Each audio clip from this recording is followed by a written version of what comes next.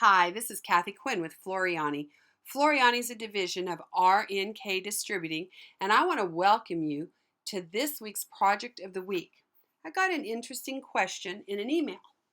A woman has an existing bookmark, and what she would like to do is cut a hole in the fill to add names and have a border around that hole. So we've got a couple things going on here. So let's look at first, let's actually create a bookmark using stitches. There's a way to do it using artwork first or using stitches. Hers looks like it's existing stitches. So I'm going to go ahead and grab my complex fill, and I'm just going to left mouse click. Let's make this into inches. And I've got, okay, so I'm going to go to left mouse click. I'm going to come down and we're going to pretend this is a bookmark size. And then I'm going to come back up and I will right mouse click and let it finish. You notice I didn't click a fourth time. I let the software close the shape. If you try to close the shape yourself and you don't get on this corner exactly, what's going to happen is it's going to zing off into Never Never Land sometimes. So you get your points done, and when you get near the last one, you right mouse click, and the software knows you are closing this because you already picked the shape tool.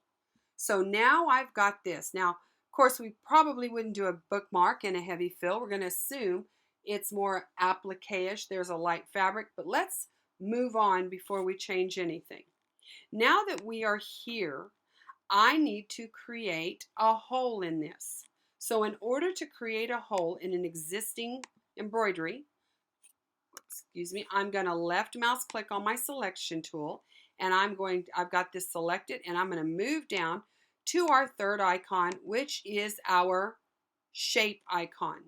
Now on our shape icon, you notice it's put in the control points, the inclination line. I can click on this little fly out arrow, and you'll notice this is add inclination. So if I wanted to add several angle lines or inclination lines, this is to change my path. But my last one is to add a hole.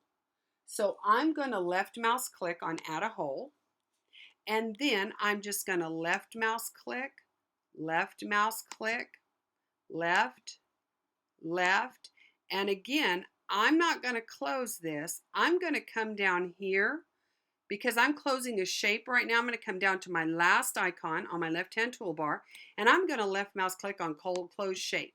Now it has closed it. I'm going to right mouse click, and my hole has been created. Albeit it's not very straight, but I have a hole.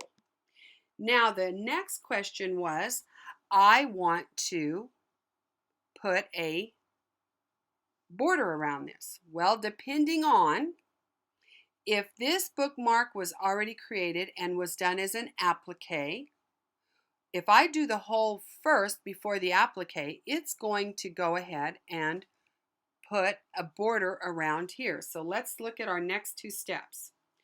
I'm going to select this fill using the select tool. We're going to get rid of using the shape tool.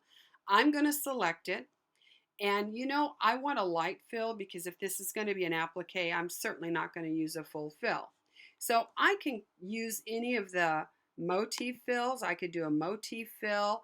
I could come in, but I'm just going to do a wave fill. I really like wave fills. So I'm going to pick the wave, which is the purple star. And I've created a wave, and I'm going to say I need that about 7 millimeters density. So there's my wave fill. Now I'm going to right mouse click on it. I'm going to copy it. I'm going to right mouse click and paste. And now I'm going to turn that second fill into an applique. And when I do that, it has created an applique, and it already had a hole in it. So it went ahead and put a border around where I cut my hole. So if you cut your hole and then turn it into applique, you're in great shape. All except for our issue here is in our segment view because we're not stitching in the correct order. So with this applique, I'm going to right mouse click on it, And you know what? I'm going to look a minute. Whoops. It says I'm going to sew a placement line. I'm going to sew a tack down. And I'm going to sew a finish. So if you're going to trim in the hoop, you're going to need all this.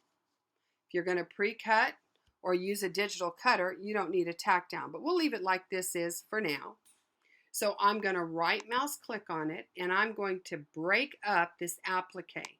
When I do that, I no longer have an applique. I have 3 segments. So if we look here, I've got my fill first, and notice these right here, we'll get back. I've got my fill here, so what I need first is I need the run stitch first. So I'm going to make the run stitch a different color just so we can differentiate. There's my run stitch. So I want to right mouse click on it, and I'm going to move it to the first. So it's going to stitch first. Now after it stitches, I need my fill to stitch. Perfect. So here we go. There's my fabric placement. Now here is my fill. Now I can trim it. Okay. Now it's going to put my tack down. Now it's going to finish.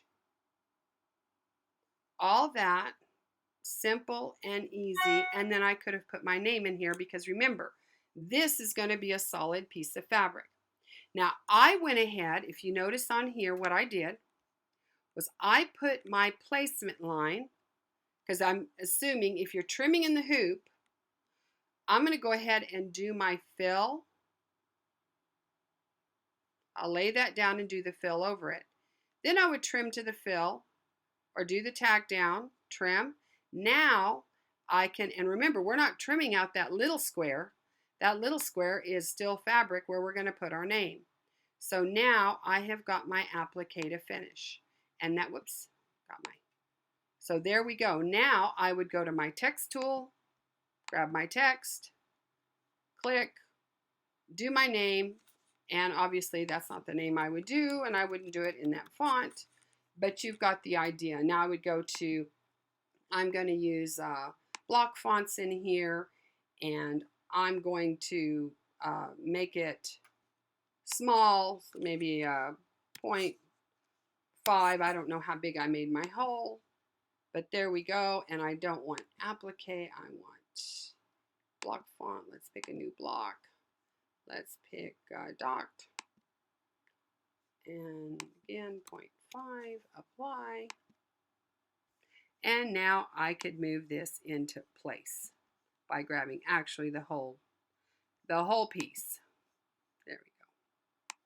So then I could move it into place, make it fit, and then I could change my names in and out. I hope this answers the question. You're taking an existing fill, you're cutting a hole in it. Now, if it's already done, we've already got the applique is done on the outside, all that's ready, and all you want to do is cut a hole in an existing design that has applique finish already. We would have to, in here, when we created this little opening prior to turning this into an applique, what I would have done is I would have come in, let's go back, undo is our friend.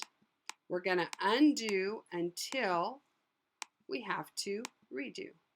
Okay, let's keep undoing, undo.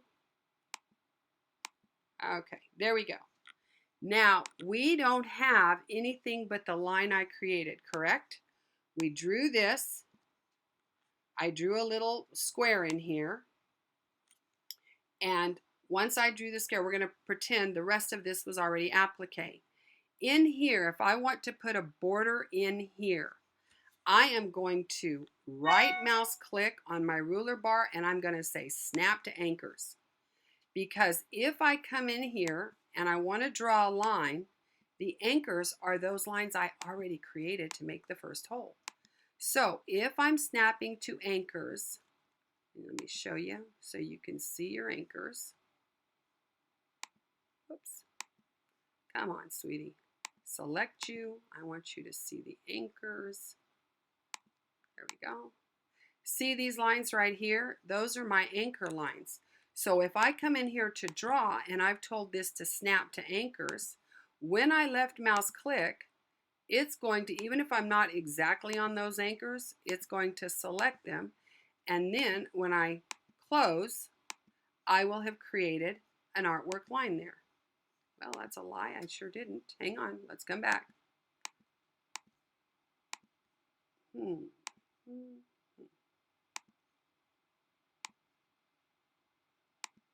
And come close. I've got a line in here.